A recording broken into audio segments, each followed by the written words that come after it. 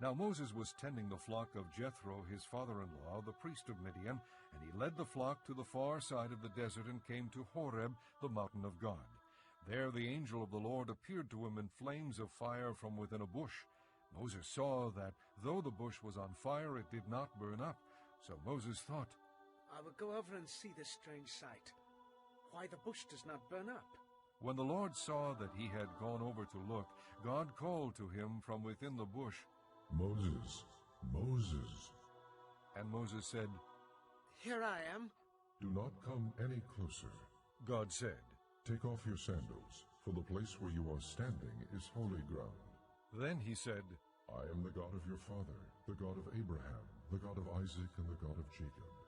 At this Moses hid his face, because he was afraid to look at God. The Lord said, I have indeed seen the misery of my people in Egypt. I have heard them crying out because of their slave drivers, and I am concerned about their suffering. So I have come down to rescue them from the hand of the Egyptians, and to bring them up out of that land into a good and spacious land, a land flowing with milk and honey, the home of the Canaanites, Hittites, Amorites, Perizzites, Hivites, and Jebusites. And now the cry of the Israelites has reached me, and I have seen the way the Egyptians are oppressing them. So now go, I am sending you to Pharaoh to bring my people, the Israelites, out of Egypt. But Moses said to God, Who am I, that I should go to Pharaoh and bring the Israelites out of Egypt? And God said, I will be with you, and this will be the sign to you that it is I who have sent you. When you have brought the people out of Egypt, you will worship God on this mountain. Moses said to God, Suppose I go to the Israelites and say to them, The God of your fathers has sent me to you. And they ask me, What is his name? Then what shall I tell them? God said to Moses, I am who I am. This is what you are to say to the Israelites. I am has sent me to you. God also said to Moses, Say to the Israelites, The Lord, the God of your fathers, the God of Abraham, the God of Isaac, and the God of Jacob, has sent me to you. This is my name forever, the name by which I am to be remembered from generation to generation. Go, assemble the elders of Israel, and say to them, The Lord, the God of your fathers, the God of Abraham, Isaac, and Jacob, appeared to me and said, I have watched over you, and have seen what has been done to you in Egypt, and I have promised to bring you up out of your misery in Egypt into the land of the Canaanites, Hittites, Amorites, Perizzites, Hivites, and Jebusites, a land flowing with milk and honey. The elders of Israel will listen to you. Then you and the elders are to go to the king of Egypt and say to him, The Lord, the God of the Hebrews, has met with us. Let us take a 3-day journey into the desert to offer sacrifices to the Lord our God. But I know that the king of Egypt will not let you go unless a mighty hand compels him. So I will stretch out my hand and strike the Egyptians with all the wonders that I will perform among them. After that he will let you go. And I will make the Egyptians favorably disposed toward this people, so that when you leave you will not go empty-handed. Every woman is to ask her neighbor and any woman living in her house for articles of silver and gold, and for clothing, which you will put on your sons and daughters, and so you will plunder the Egyptians. Moses answered, What if they do not believe me? Well, listen to me and say, The Lord did not appear to you. Then the Lord said to him, What is that in your hand? A staff. He replied. The Lord said, Throw it on the ground. Moses threw it on the ground, and it became a snake, and he ran from it. Then the Lord said to him, Reach out your hand and take it by the tail. So Moses reached out and took hold of the snake, and it turned back into a staff in his hand.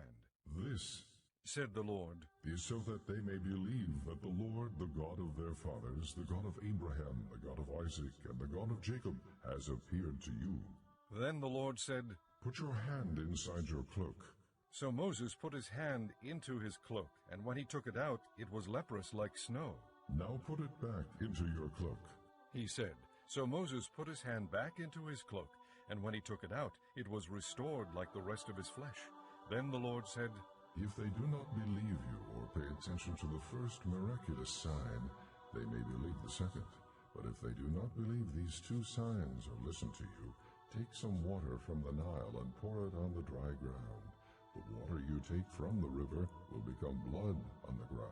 Moses said to the Lord, O Lord, I have never been eloquent, neither in the past nor since you have spoken to your servant. I am slow of speech and tongue. The Lord said to him, Who gave man his mouth? Who makes him deaf or mute? Who gives him sight or makes him blind? Is it not I, the Lord? Now go, I will help you speak, and will teach you what to say. But Moses said, O Lord, please send someone else to do it. Then the Lord's anger burned against Moses, and he said, What about your brother Aaron, the Levite? I know he can speak well. He is already on his way to meet you, and his heart will be glad when he sees you. You shall speak to him and put words in his mouth. I will help both of you speak, and will teach you what to do. He will speak to the people for you, and it will be as if he were your mouth, and as if you were God to him. But take this staff in your hand, so you can perform miraculous signs with it. Then Moses went back to Jethro, his father-in-law, and said to him, Let me go back to my own people in Egypt, to see if any of them are still alive.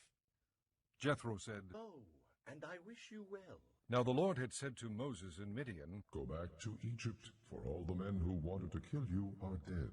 So Moses took his wife and sons, put them on a donkey, and started back to Egypt. And he took the staff of God in his hand. The Lord said to Moses, When you return to Egypt, see that you perform before Pharaoh all the wonders I have given you the power to do.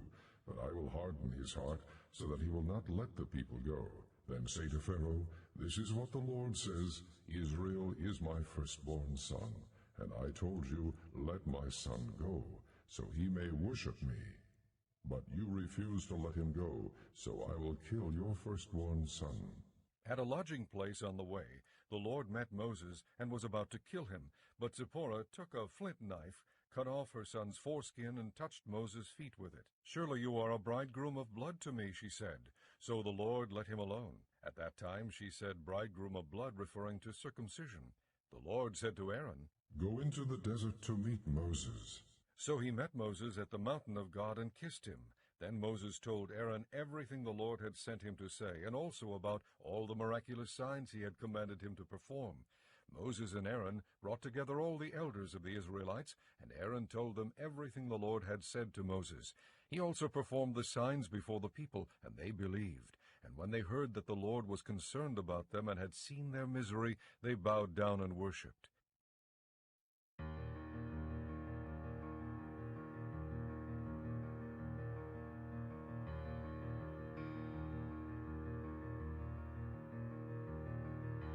Thy word is a lamp unto my feet and a light unto my path. Thy word is a lamp unto my feet and a light unto my path. When I feel afraid and think I've lost my way, still you're there right beside me. Nothing will I fear as long as you are near. Please be near me to the end.